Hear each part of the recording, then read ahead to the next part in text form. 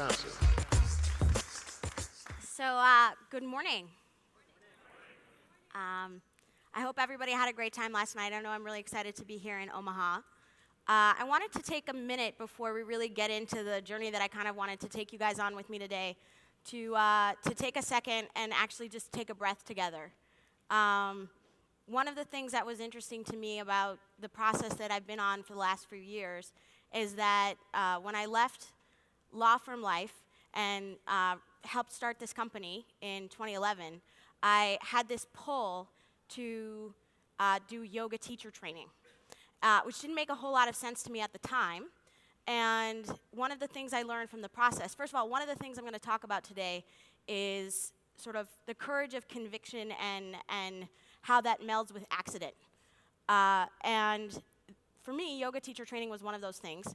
And one of the things I learned through that process was how to communicate and how, to a large degree, the quality of one's communication is really how well it's understood by those with whom you're working to communicate, and how that's a reflexive process. So I'm going to teach you guys a really quick breathing exercise that I learned a long time ago, actually. And basically all we do is I'm going to make a funny face, you sip air in like you're sipping tea or coffee. So pick your poison in the morning. I like tea. And then breathe that out. And then what we're going to do this time is we're going to pause on each end of that. So we're going to take a pause, we're going to breathe, we're going to pause for a second and hold it, we're going to exhale, and we're going to take another pause. And while we're doing that the first time, we're going to mentally count to 1.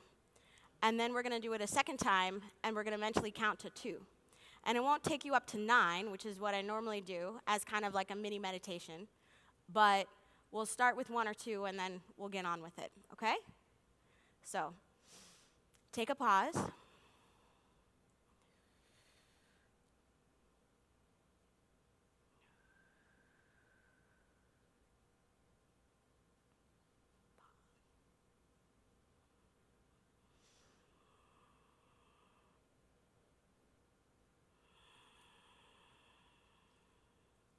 Okay, you ready? All right. So, today's talk is about doing hard, in my case, hardware things. And it's also about the import of clusters. And it's about how the courage of conviction meets accident and teamwork, persistence, otherwise sometimes known as sweat, and creativity. So, how did we get here? One of these photos is me, let's see, I would have been about 20. And I was in Nigeria in 1999.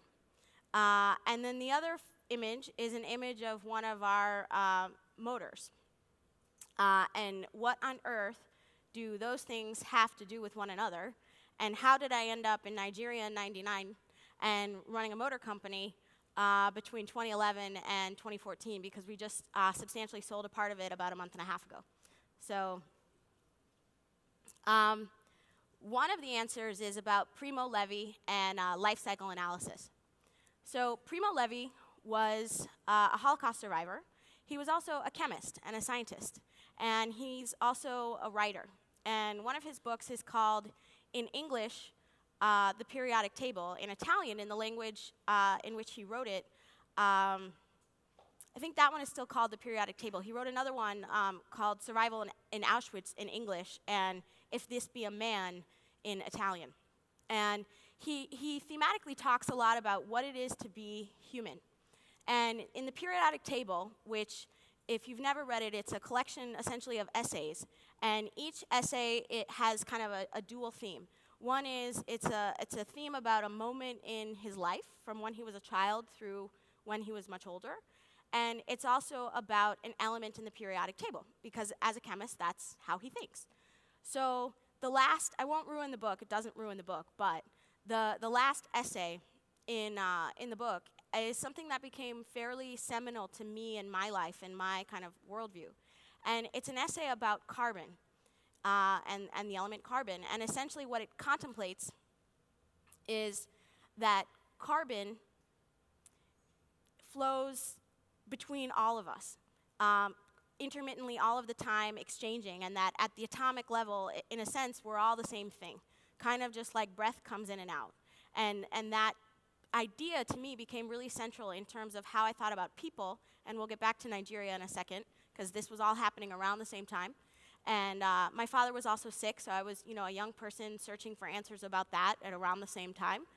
And life cycle analysis. So this life cycle analysis actually got pulled from a lecture I did last week, 2 weeks ago, at Stanford about hybrid electric vehicles and life cycle analysis, and are we really doing a good thing now yet eventually with vehicle electrification? And that comes back to the motor. But in a sense, if you think about this idea of carbon and the idea that nothing we really do ever goes away, in the sense that, if we think about what we eat or what we consume, what we tread on, as being kind of cradle to cradle, it all cycles back. So here's an image of me in Nigeria. And let's see, we were there for about 7 weeks, I think. And the woman I'm next to, the really tall woman with the long braids and the sort of pink top, her name is Hafsat Abiola. And Hafsat and I met in 98 or 99. I was in undergrad in Ann Arbor, and I applied to a program called the State of the World Forum for Emerging Leaders, which is a really audacious name. And it was started by a group out in the Bay Area, and which kind of gets back to the importance of clusters. Hold on to that one for a second. And there was a young woman in Mexico at their big technical university who had started a conference, the same group for emerging leaders. And I heard about this in Ann Arbor, and it was just this odd feeling in my gut of I gotta be there. And so, long story short, I applied, I got in, I convinced the university to pay me to go. I don't really know how that happened, and I remember that it happened at the last minute, as these things kind of tend to do. Something I decided and then kind of had to make happen, which is a very scary thing. And so, at the conference in Mexico, I met Hafsat, who gave this really sort of, charged emotional lecture about the journey she'd been on with her parents. Her father was Moshood Abiola, who was elected to the presidency of Nigeria and then deposed in a military coup. And her mother, Kudirat, was assassinated campaigning for democracy on his behalf. And Hafsat had started this organization in the United States. And in 99, she had the opportunity to go back. And so in Mexico, I felt really drawn to her. And it was, again, this kind of thing I don't know why I need to meet this woman. I don't know why I need to share this story, but I have to. And so we ended up having lunch. I got to know her. And long story short, I ended up in Nigeria for the summer in 99. And she was doing a needs-based assessment tour of Nigeria. She had the opportunity to go back because the country was transitioning from military regime to democratic rule peacefully. And we were going around Nigeria, which is a massive country in West Africa, and we had the opportunity to go to Ogoniland. And Ogoniland is where the oil country is. And we had the opportunity to meet Ken Saro-Wiwa's parents. Ken Saro-Wiwa was a human rights activist who was hanged protesting the impact of oil. And so we went there and we saw the impact of oil, and this is a photo with his parents. And I think the biggest learning from that opportunity to be there, I went there as fairly naively as one does many things, in an effort to try and help. And I came away from Nigeria with this, great humility about what that really meant, to go to another place where I didn't understand the language, and I didn't understand the culture and the history, and I didn't look like the people. But what could I do, and how were we tied together? And it really came back to life cycle analysis, because one of the things that was really clear to me is how much more resource that we use, relative to what might seem like our fair share. And that, to me, at the time, also I'm intellectually fascinated by public-private partnership, and it seemed like a really interesting way to bring it all together. So this is an image of Reagan and Gorbachev signing the White House Arms Treaty in 1987. And what on earth does this have to do with the story I just told you? So the quote up top says, "Doverai no proverai." And my understanding is that Reagan used to say that to Gorbachev quite frequently, and it said, "Trust but verify." And that was how they made it through the arms treaties that essentially ended the Cold War and reduced the nuclear arsenal, which is something we're still working on today. And I think this is a lesson very much in the news lately in some of the discussions that are ongoing with the United States and various places in the Middle East and Asia. So trust but verify, I think, is a really wise lesson, but it's really hard to do. Because how do you verify? And so I guess what I'm asking you to do is kind of trust me for a second that motors have something to do with life cycle analysis in Nigeria, but I'm going to try and verify it for you in a second. The other thing as a story is that my first job out of college, I ended up in the Bay Area working for a former senator. His name was Alan Cranston, and he started an organization when he left the Senate called the Global Security Institute, and he was really working on nuclear non-proliferation, which back in 2000, when I graduated, was nobody really wanted to hear it because everybody kind of figured we're globalized now, we have more peace than we've ever had, and the Cold War is over, what's the problem? 2011 sadly would change, 9/11 sadly would change all of that. But at the time, we were actually really struggling to get this on the agenda, so to speak, as part of the public discussion. And the reason I got the job is because part of the State of the World Forum, I met this organization and these folks, and they were one of Alan's innovations, public policy innovations, is he would put together these big statements. So the first one was really groundbreaking. It was a statement of former military folks, really high up in the military, who all said nuclear non-proliferation and de-armament is a really good idea. And I was helping them with one for global mayors and business people. And on the mayoral side, they were having trouble getting a Republican voice as part of the process. And I figured out that the mayor of Ann Arbor, which is a fairly liberal town, as college towns often are, was a Republican. And so I found some constituents who were also, long time, they often call themselves peace advocates, which I kind of find a little problematic, but anyway. So I went to them and I said, look, can we get Ingrid to sign on to this statement? So we did. And then once there was one, we shopped it around in Texas to Houston and Dallas and got more bipartisan support. So they thought that was kind of magical. I thought that was just kind of practical. And I mentioned that because it's another story of how the global is really exceedingly local. So let's get back to the data part.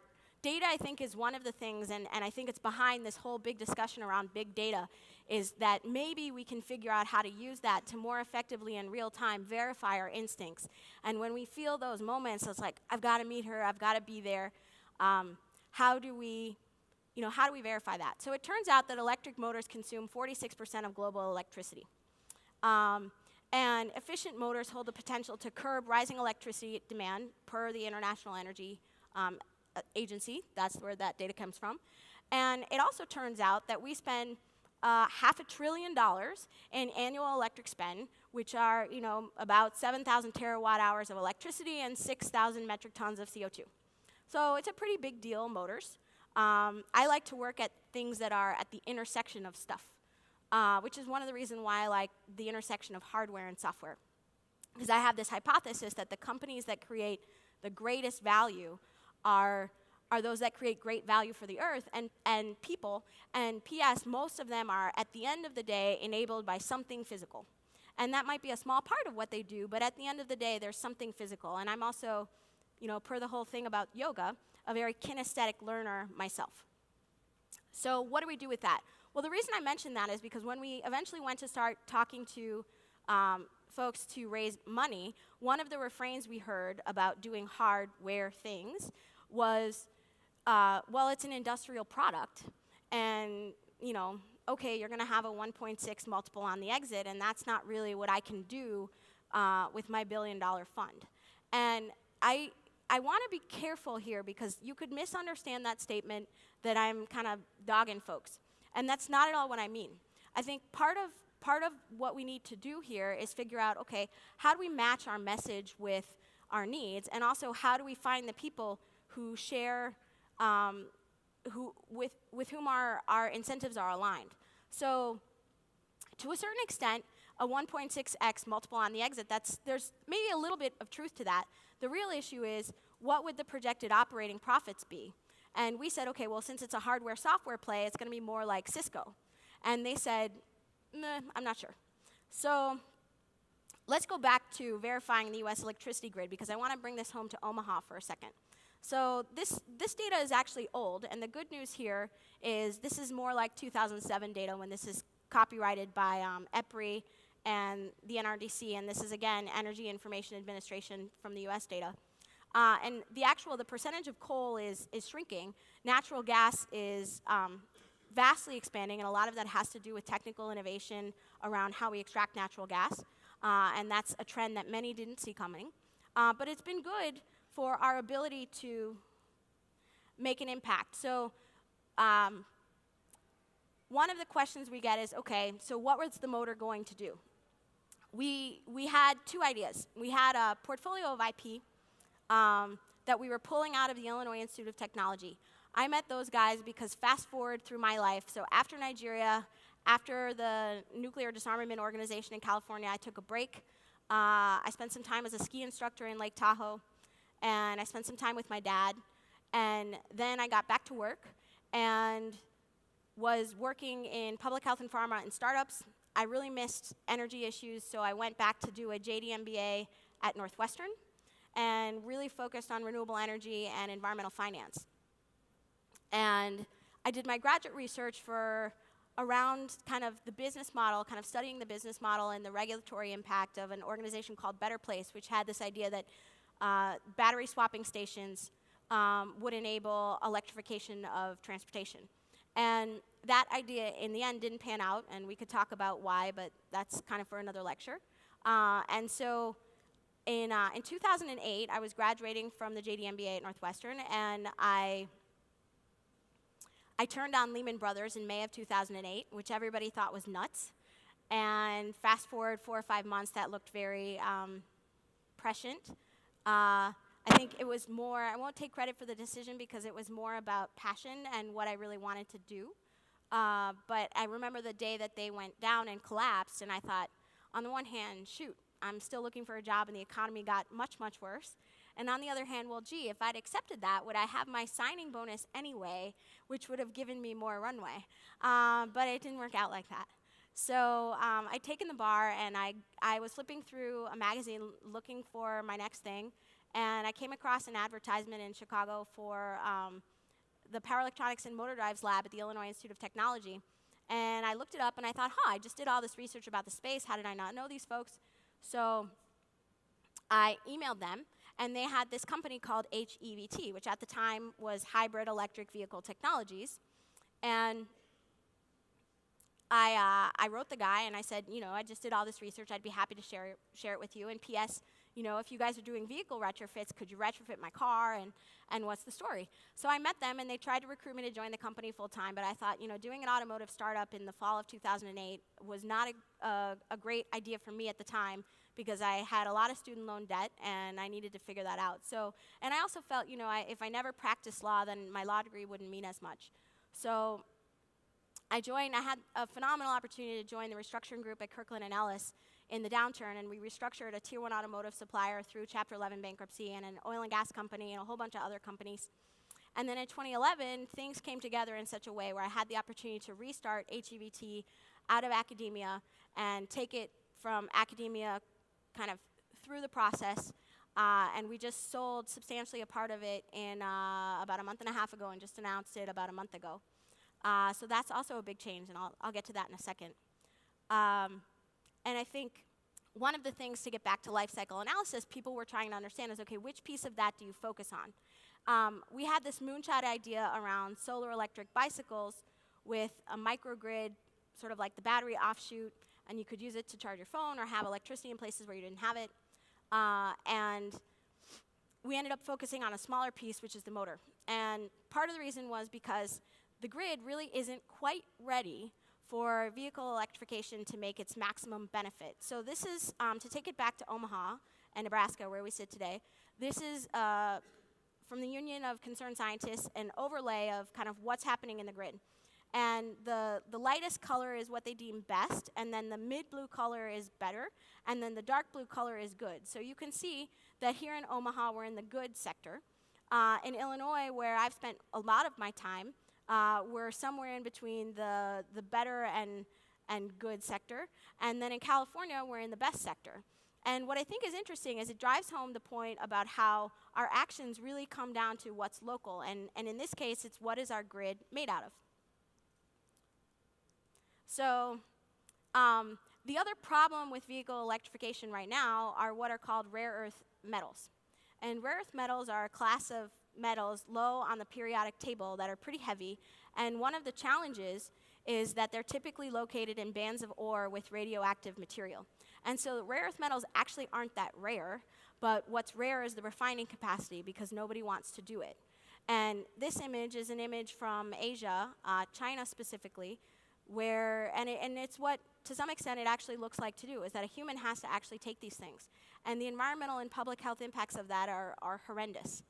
And so the motor, this is an image of a manufacturing plant where we would make the motor, but what the motor does is the motor enables us, this is an image of the motor enables us to get rid of those minerals. So how does it work? Just to show you quickly how a motor works, it has a stationary disc, and the poles facing inward are called stator poles. So those are going to stay put. And it has a rotating disc, and the poles facing outward are called rotor poles, and those are going to spin. And what happens with this kind of motor, which is called a switched reluctance machine, and it's called a machine because it can work in motoring mode or generating mode. So the copper windings are wound around the poles of the stator. Those aren't really copper windings. You saw those in the image before. And what happens is you send alternating pulsations of electric current through the copper windings so that the rotor gets induced with reluctance torque to follow those electric pulsations, kind of like the way you play with a magnet and a pin when you're a kid. And that's what happens. And really what you're talking about is software and motors. So at this point, we're going to kill the slides and get kind of intimate for a second, because the rest of the story, I'm not sure slides are going to help us all that much. So what happened then? So where are we? I told you we'd talk about three things. That we talk about doing hardware things, we talk about doing the import, or sort of the import of clusters, and we talk about how the courage of conviction meets accident and persistence, and teamwork and sweat and creativity. So to get back to the first point about doing hardware things, this was hard. It was a big, hairy idea that gets into pretty thorny geopolitics, and it also was really challenging the current conventional wisdom about what we should be investing in and how long that will take and how quickly we can get a return on that.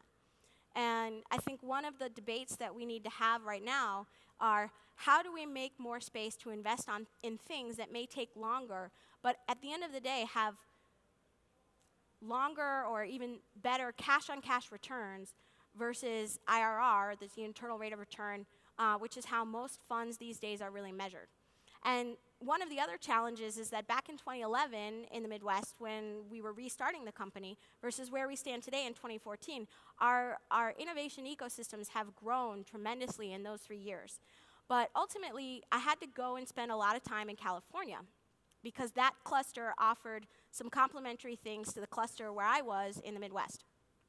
And those things were in part capital, and in part a different theory about how we think about capital and the kind of risk that we're willing to put behind capital, which is to say some more favor around sort of moonshot and grand slam ideas versus more practical things that get customers really quickly. Although we did get customers really quickly because that's, I think, part of a Midwestern value is business and business should generate cash.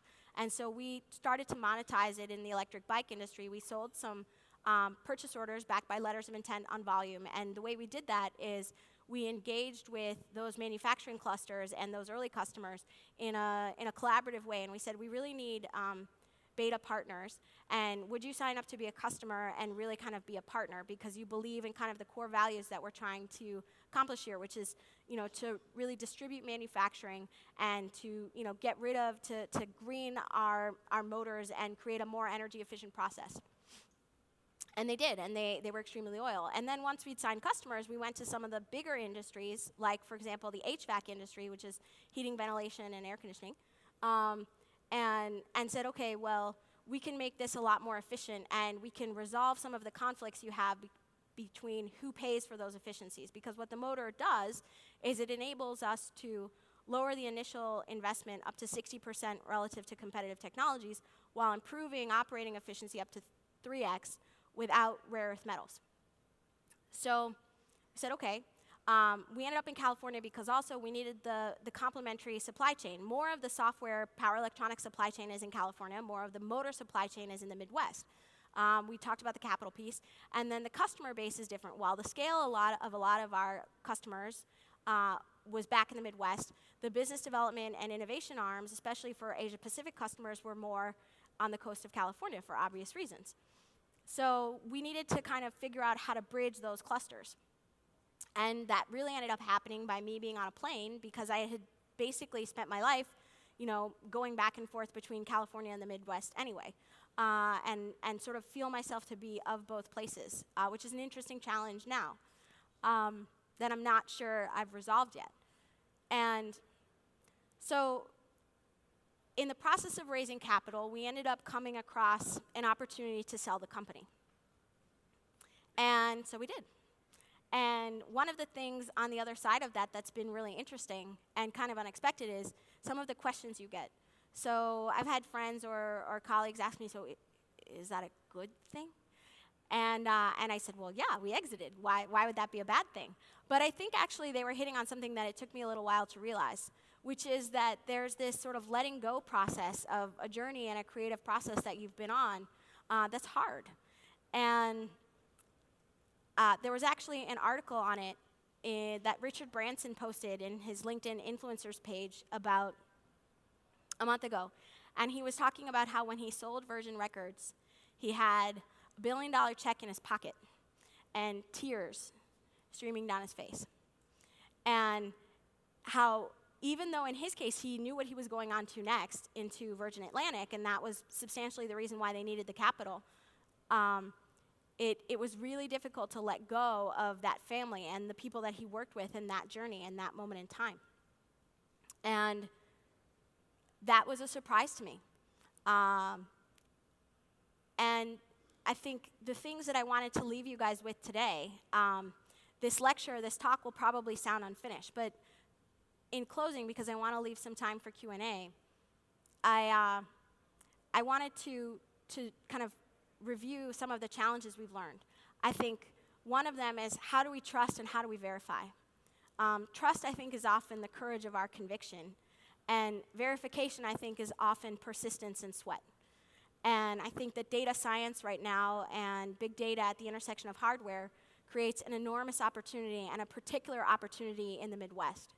But it won't happen with the Midwest alone. We're going to need help from clusters in other places that have things that we can learn from, including the more years of pattern recognition around early stage building of companies and investment and what that means and how that can help us. By the same token, if we think about the grid, it's really local. If we think about how to green energy here in Omaha or in Chicago or in Menlo Park, where I spend a lot of time, it's different. What works here isn't going to necessarily work right on Lake Michigan, nor is it necessarily going to work in Menlo Park. And that said, there are tremendous opportunities here. For example, wind, if we're talking about energy. I think the other piece is to dare greatly and to not be afraid to fail and to not be afraid to be vulnerable. So in closing on that, I pulled up a quote on my phone that I wanted to share with you guys. I really love graphic novels, so I wanted actually to share a comic, but I'm going to have to tweet it out to you guys later. But it's a graphic novelist or a graphic artist who put a comic strip together around Teddy Roosevelt's quote around daring greatly, which I'll read to you in just a second. And if you can imagine it, he's got kind of this young person, and I love the way he's drawn with sort of just a sketch. It's a little bit unfinished, a little bit raw. And the person is kind of, trying to climb this mountain as we hear this quote. So just give me 1 second. Sorry, I don't have it memorized. And in a sense, he said, "It is not the critic who counts, not the man who points out how the strong man stumbles or where the doer of deeds could have done them better. The credit belongs to the man who is actually in the arena, whose face is marred by dust and sweat and blood, who strives valiantly, who errs, who comes short again and again. Because there is no effort without error and shortcoming, but who does actually strive to do the deeds, who knows great enthusiasms, the great devotions, who spends himself in a worthy cause, who at the best knows in the end the triumph of high achievement, and who at the worst, if he fails, at least fails while daring greatly, so that his place shall never be with those cold and timid souls who neither know victory nor defeat. And so in closing, I'll leave you with one last piece of advice that was given to me, but actually by one of our attorneys, because this was my first run at being a CEO. And he said, leadership is a skill that's learned publicly. And I think what he meant is what that's become meaning to me is that there's really no way to learn it other than kinesthetically. And so I stand before you today as somebody who's very much in the early stages of learning that process, and who will also share with you that when you fail or when you come short of the really audacious goals you create, like getting rid of, nuclear arms, or clearing the world of rare earth metals and getting rid of $500 billion of energy efficiency losses, it hurts, and you fail publicly, and that's not always a lot of fun. It kind of sucks sometimes, but to do it anyway, and to do it with the global in mind, and in a way that's really grounded, I think, in the values of the Midwest of where we're from. So, thank you. Give it up. Big Omaha, give it up. Thank you so much. If you have a question for Heidi, please join me behind one of these microphones. We have time for a few questions. Heidi, I'm curious, you talked a little bit about that exit and how challenging that was for you. Was there a process you went through with that exit? It sounds like it wasn't something or you weren't necessarily anticipating, but was there a process after it happened, like little checks and balances you went through, lessons learned? Yeah, sure. So I think, look, that part gets, at the end of the day, both really nuts and bolts. I think there are two pieces to an exit. One is, and having done some of these as an attorney when you're counsel, there's a legal process that you go through. It's a process of negotiation. Emotions can run high, and there's kind of it kind of goes like this until it sort of evens out and everybody gets on the same page and you close. And then as an entrepreneur, you add to that the fact that it's a little bit your baby, and it also represents, the family that you put together around you to try and make something happen. And then I think I would also add to that concretely is that it's very much something that happens between a CEO and a leadership team and the board of advisors. And I think part of that is also asking yourself, am I really, am I the best person to continue to lead this company forward? Can I bring to the table everything that this other team can bring? And is the world ready for me to be the leader of this company? All of those kinds of questions. So for us, it was early. It was absolutely the right decision. We're really excited about it. And actually, I had the opportunity to join the team, and partly because we had been so early and I'm so close to the relationships that we build, I really wanted them to have control, and I also wanted the opportunity to think about new things. So that's what I'm up to now. Great. Let's go right over here. So my question is really about energy efficiency and technological advance versus lifestyle and culture, particularly in our country. Mm-hmm. And when we focus on trying to make tools and vehicles more efficient, my question is, what's going to be more important in the future? Are we going to be able to solve a lot of our energy problems by using technology, or are we going to have to change lifestyle more? Like, which do you think is going to be the bigger component? I don't know that I'm ready to make a call on that, because I also think that it's both. And I don't know how to get to the point about verification. I don't have a hunch about which one is going to be more. But I think in the doing of it, I think the other thing is that I'm not sure I think the question will change, because I think in the process of doing, the process itself will change us. And I think that while on the one hand, I think this often gets discussed as, okay, how much are we going to have to change? How much are we going to have to sacrifice or let go of? I think we also don't know what we're going to learn and earn and recover as part of that process. And so I'd rather focus on kind of the now and the process now from where we sit and try and worry a little bit less about what we may have to give up. Because I think, sure, there may be things we have to give up, but that's true of any kind of change. And even when you give up, you usually get something in return, and we don't know what that is yet. So it's a leap of faith. Great. We have one last question over here. So my question is about being a yoga practitioner and also being an entrepreneur. I wonder if you can speak to maybe using intuition or relying on intuition as a tool in your business. Yeah. So there's a great book that I'd recommend to you guys. It's called Essentialism. It just came out. It's by this gentleman named Greg McKeown, who I've not met yet. And he calls it the disciplined pursuit of less. And I think that to get back to yoga practice and intuition, it has a really important role to play, because I think it's the match between the feeling in your gut and the verification in your head that usually allows you to whittle down to the point of real focus and that which is essential to you. And I think then there's a daily process or weekly process of reflection. And again, that might be 2 minutes, right? It doesn't have to be a long thing, but it needs to be disciplined and it needs to be regular. And that reflection is a really important process or part of leadership and action. And I think that entrepreneurship itself is also a practice like yoga. Ladies and gentlemen, give it up for Heidi Lubin.